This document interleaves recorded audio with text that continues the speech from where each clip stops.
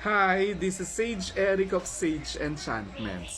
Let's discuss about my spirit candles. Is combined with herb magic. Kailangan pa maglagay ng mga herbs sa pinggan.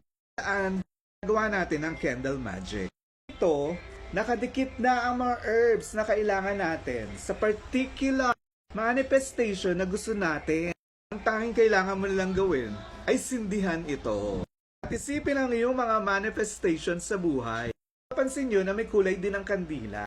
Depende yon sa request ng kliyente o kung saan niya ito gagamitin. Pero syempre, recommended ko pa rin ang white candle.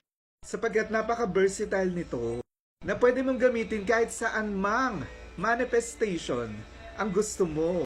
Matupad at makamit sa buhay. Ang bawat kandila, siguradong punong-puno.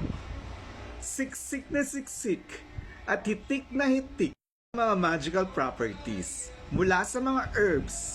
Ginagamit din ng Sage Enchantments sa iba kong products.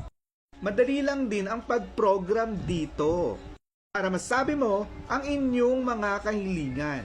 Kailangan mo lang hawakan ang kandila at isipin ang kung ano ang manifestation na gusto mo mangyari o matupad. Mahalaga na nagpapatugtog ka rin ng Psalm 23 habang nakasindi ang kandila sapagkat maaring madoble, matriple pa, tid ng energy para mapabilis at mapalakas ang iyong mga manifestations. Kaya nga nang sabi ko, for general purpose ay pwede natin gamitin ang white candle. May mga herbs for manifestation at marami pang iba. Hindi ka na mahihirapan pa maghanap ng iba pang mga herbs. Kakailanganin mo pandagdag sa iyong manifestation. Sapagkat nandito na ang Sage Enchantment Spirit Candle para tulungan tayo.